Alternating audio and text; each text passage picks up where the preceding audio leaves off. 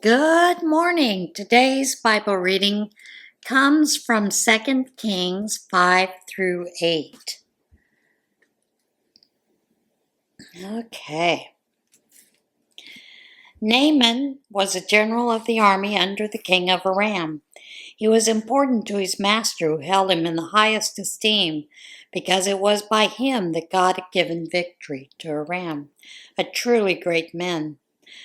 But afflicted with a grievous skin disease, leprosy, it so happened that Aram, on one of its raiding expeditions against Israel, captured a young girl who became a maid to Naaman's wife. One day she said to her mistress, "Oh, if only my master could meet the prophet of Samaria, he would be healed of his skin disease." Naaman went straight to his master and reported what the girl from Israel had said. "Well, then go," said the king of Aram, "and I'll send a letter of introduction to the king of Israel." So he went off, taking with him about 750 pounds of silver, 150 pounds of gold, and 10 sets of clothes. Naaman delivered the letter to the king of Israel. The letter read,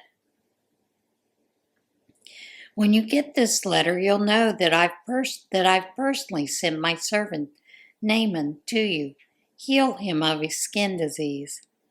When the king of Israel read the letter, he was terribly upset, ripping his robe to pieces. He said, "Am I a god with the power to bring death or life, that I get orders to heal this man from his disease? What's going on here? That king's trying to pick a fight, that's what." Elisha, the man of God, heard what had happened, that the king of Israel was so distressed that he'd ripped his robe to shreds. He sent word to the king, "Why are you so upset, ripping your robe like this? Send him to me so he'll learn that there's a prophet in Israel." So Naaman with his horses and chariots arrived in style and stopped at Elisha's door. Elisha sent out a servant to meet him with this message: "Go to the river Jordan and immerse yourself 7 times. Your skin will be healed and you'll be as good as new." Naaman lost his temper. He spun around saying, "I thought he'd personally come out and meet me, call on the name of God, wave his hand over the diseased spot and get rid of the disease. The Damascus rivers, Abana and Pharpar, are cleaner by far than any of the rivers in Israel. Why not bathe in them? I'd at least get clean." He stomped off, mad as a hornet. But his servants caught up with him and said, "Father, if the prophet had asked you to do something hard and heroic, wouldn't you have done it? So why not this simple wash and be clean?" So he did it. He went down and immersed himself into the Jordan 7 times, following the orders of the holy man. His skin was healed. It was like the skin of a little baby. He was as good as new. He then went back to the holy man. He and his entourage stood before him and said, "I now know beyond a shadow of a doubt that there is no God anywhere on earth other than the God of Israel. In gratitude, let me give you a gift." "As God lives," Elisha replied, "the God whom I serve, I'll take nothing from you." Naaman tried his best to get him to take something, but he wouldn't do it. "If you won't take anything," said Naaman, "let me ask you for something. Give me a load of dirt, as much as a team of donkeys can carry, because I'm never again going to worship any god other than God. But there's one thing for which I need God's pardon. When my master, leaning on my arm, enters the shrine of Rimmon and worships there, and I'm with him there, worshiping Rimmon, may you see to it that God forgive me for this?" Elisha said, "Everything will be all right. Go in peace." But he hadn't gone far when Gehazi, servant to Elisha the holy man, said to himself, "My master has let this Aramean Naaman slip through his fingers without so much as a thank you. By the living God, I'm going after him to get something or other from him, and Gehazi took off after Naaman. Naaman saw him running after him and jumped down from his chariot to greet him. Is something wrong? Nothing's wrong, but something's come up. My master sent me to tell you. 2 young men have just showed up from the hill country of Ephraim, brothers from the guild of prophets. Supply their needs with a gift of 75 pounds of silver and a couple sets of clothes. Naaman said, of course. How about 150 pounds? Naaman insisted, tied up the money in 2 sacks and gave him the 2 sets of clothes. He even gave him 2 servants to carry the gifts back with him. When they got to the fort on the hill, Gehazi took the gifts from the servants, stored them inside, then sent the servants back. He returned and stood before his master. Elisha said, So what have you been up to, Gehazi? Nothing much, he said. Elisha said, Didn't you know I was with you in spirit when that man stepped down from his chariot to greet you? Tell me, is this a time to look after yourself, lining your pockets with gifts? Naaman's skin disease will now infect you and your family, with no relief in sight. Gehazi walked away, his skin flaky and white like snow. One day the guild of prophets came to Elisha and said, You can see that this place where we're living under your leadership is getting cramped. We have no elbow room. Give us permission to go down to Jordan, where each of us will get a log. We'll build a roomier place. Elisha said, Go ahead. One of them then said, Please come along with us. He said, Certainly. He went with them. They came to the Jordan and started chopping down trees. As one of them was felling a timber, his axe head flew off and sank in the water. Oh no, master, he cried out, and it was borrowed. The holy man said, Where did it sink? The man showed him the place. Cut off a branch and tossed it at the spot. The axe head floated up. Grab it, he said. The man reached out and took it. One time when the king of Aram was at war with Israel, after consulting with his officers, he said, At such and such a place I want an ambush. The holy man sent a message to the king of Israel. Watch out when you're passing this place, because Aram has set an ambush there. So the king of Israel sent word concerning the place of which the holy man had warned him. This kind of thing happened all the time. The king of Aram was furious over all this. He called his officers together and said, Tell me, who is leaking information to the king of Israel? Who is a spy in our ranks? But one of his men said, No, my master, dear king. It's not any of us. It's Elisha, the prophet in Israel. He tells the king of Israel everything you say, even what you whisper in your bedroom. The king said, Go and find out where he is. I'll send someone and capture him. The report came back. He's in Dothan. Then he dispatched horses and chariots, an impressive fighting force. They came by night and surrounded the city.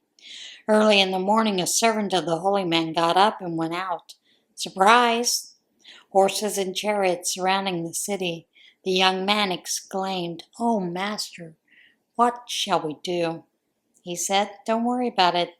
There are more on our side than on their side. So Elisha prayed, Oh God, open his eyes and let him see. The eyes of the young man were opened and he saw. A wonder. The whole mountainside full of horses and chariots of fire surrounding Elisha. When the Arameans attacked, Elisha prayed to God, Strike these people blind, and God struck them blind, just as Elisha said. Then Elisha called out to them, Not that way, not this city. Follow me and I'll lead you to the man you're looking for. And he led them into Samaria. As they entered the city, Elisha prayed, Oh God, open their eyes so they can see where they are. God opened their eyes. They looked around. They were trapped in Samaria. When the king of Israel saw them, he said to Elisha, "Father, shall I massacre the lot?" "Not on your life," said Elisha. "You didn't lift a hand to capture them, and now you're going to kill them?" "No, sir. Make a feast for them and send them back to their master." So he prepared a huge feast for them. After they ate and drank their fill, he dismissed them. Then they returned home to their master. The raiding bands of Aram didn't bother Israel anymore. At a later time, Ben-Hadad,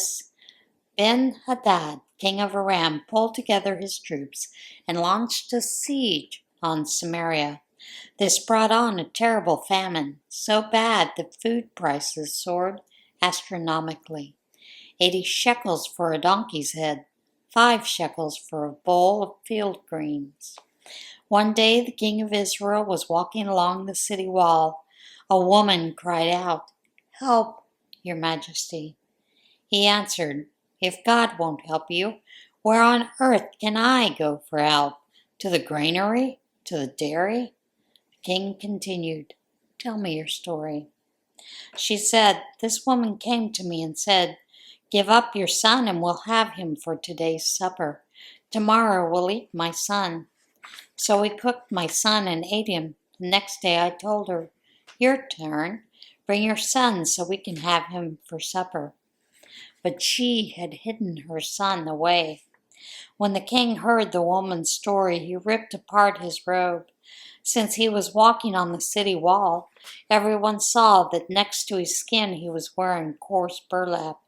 And he called out, 'God, do his worst to me and more, if Elisha, son of Shaphat, still has a head on these shoulders at this day's end.'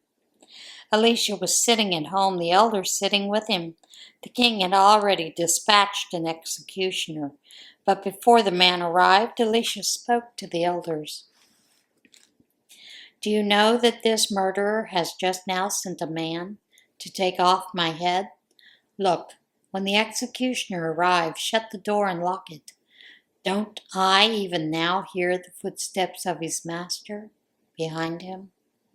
While he was giving his instructions, the king showed up, accusing, "This trouble is directly from God, and what's next? I'm fed up with God." Elisha said, "Listen, God's word. The famine's over. This time tomorrow food will be plentiful. A handful of meal for a shekel, 2 handfuls of grain for a shekel. The market at the city gate will be buzzing." The attendant on whom the king leaned for support said to the holy man, "You expect us to believe that? Trapdoors opening in the sky and food tumbling out?" "You'll watch it with your own eyes," he said, "but you will not eat so much as a mouthful." It happened that 4 lepers were sitting just outside the city gate. They said to one another, "What are we doing sitting here at death's door? If we enter the famine-struck city, we'll die. If we stay here, we'll die. Let's take our chances in the camp of Aram and throw ourselves on their mercy. If they receive us, we'll live. If they kill us, we'll die.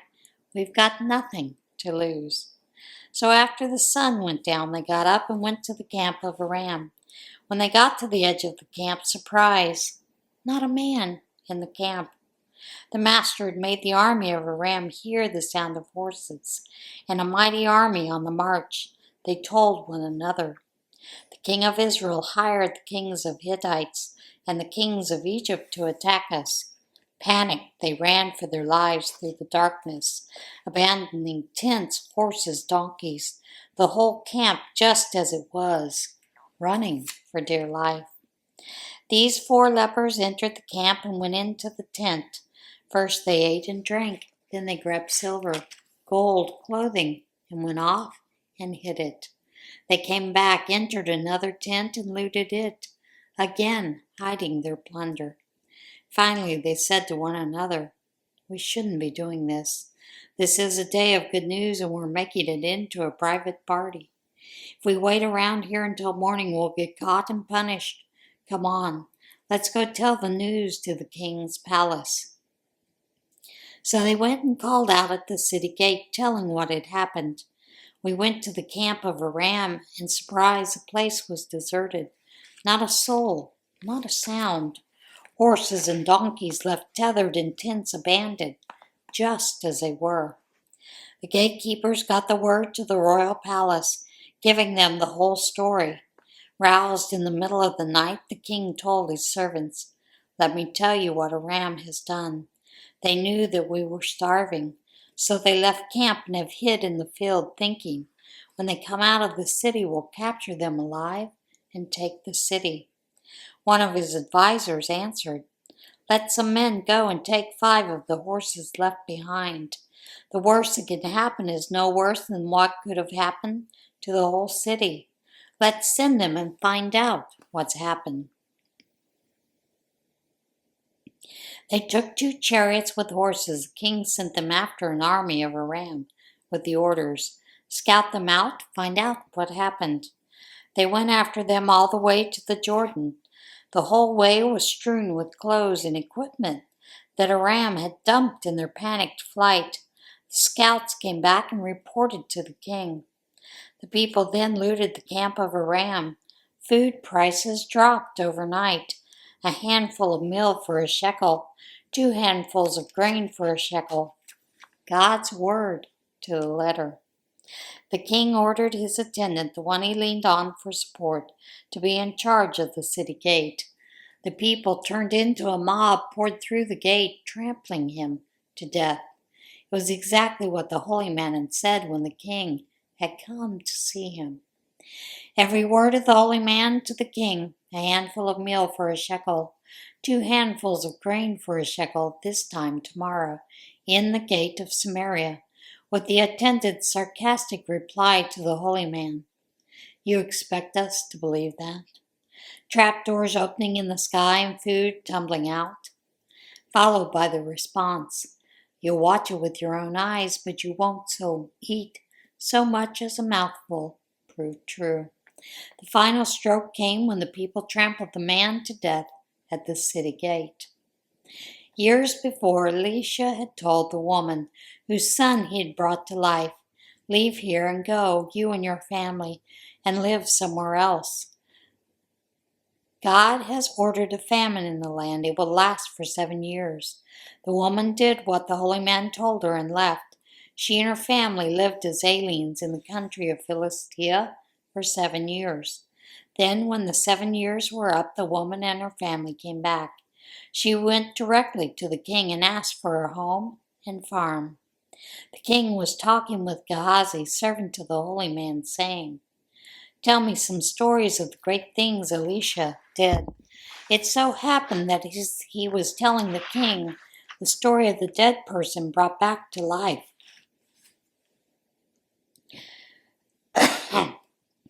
The woman whose son was brought back to life showed up asking for her home and farm.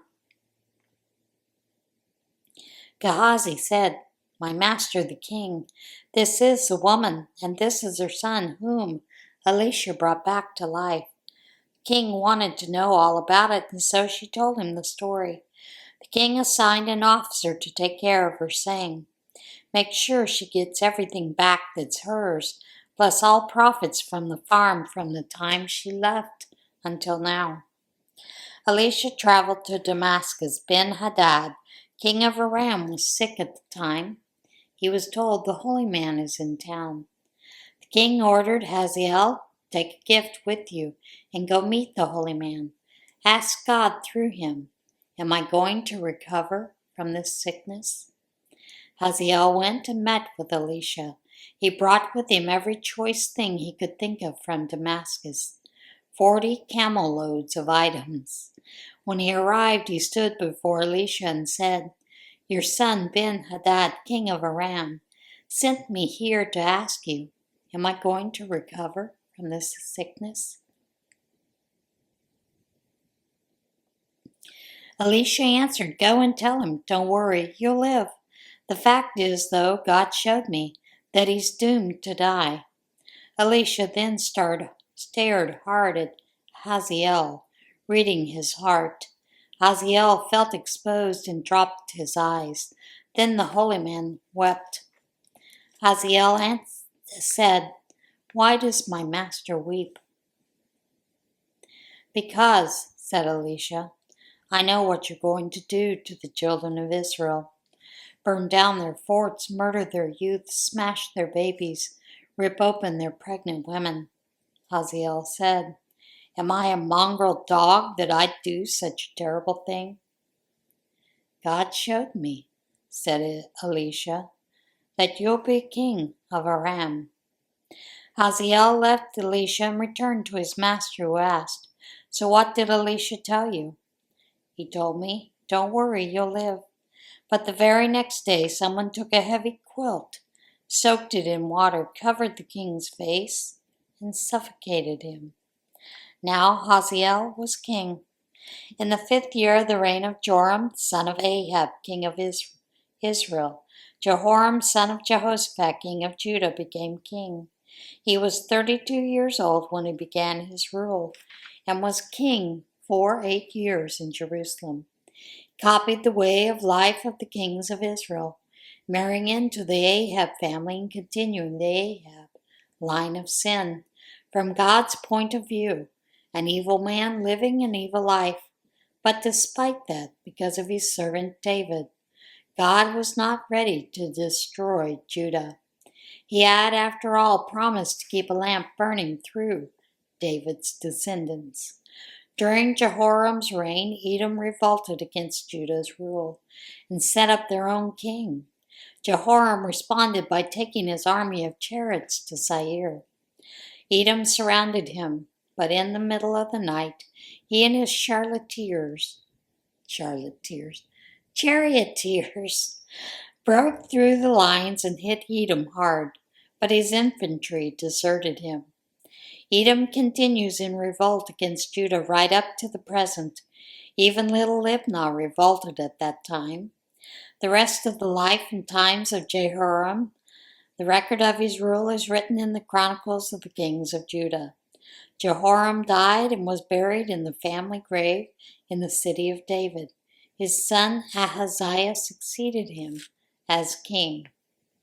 In the 12th year of the reign of Joram, son of Ahab, king of Israel, Ahaziah, son of Jehoram, king of Judah, began his reign.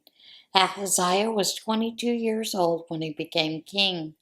He ruled only a year in Jerusalem. His mother was Athaliah, granddaughter of Omri, king of Israel. Athaliah.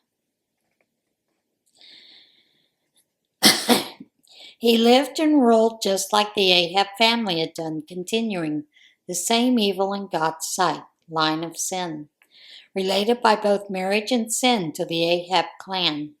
He joined Joram, son of Ahab, king of Israel, in a war against Hazael, king of Aram, at Ramoth Gilead. The archers wounded Joram. Joram pulled back to Jezreel to convalesce from the injuries he had received in the fight with Hazael. Ahaziah, son of Jehoram, king of Judah, paid a visit to Joram, son of Ahab, on his sickbed in Jezreel. And that is it for today's Bible reading. As always, get in touch with God today, and I will see you again tomorrow. Bye.